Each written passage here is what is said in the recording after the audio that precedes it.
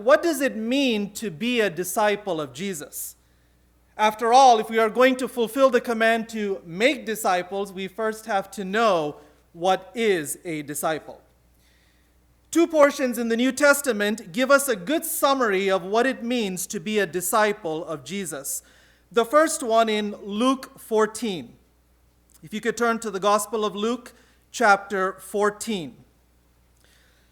Jesus is in the midst of his earthly ministry, and the time is drawing near for him to be crucified. And verse 25 of Luke 14 says, "Great multitudes were following him.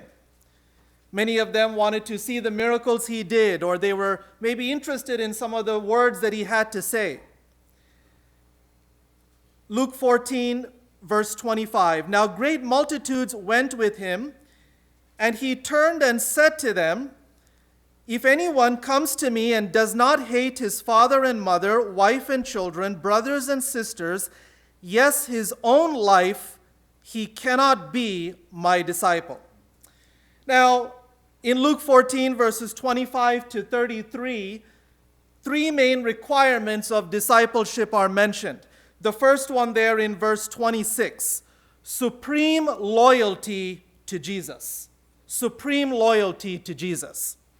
Jesus is telling the crowds here, no other relationship, even the closest of family relationships, or even our own self, should come in the way of our devotion to Christ.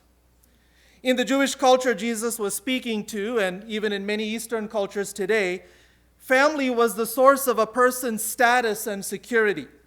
Family was everything. A person would rather die than bring shame to his or her family.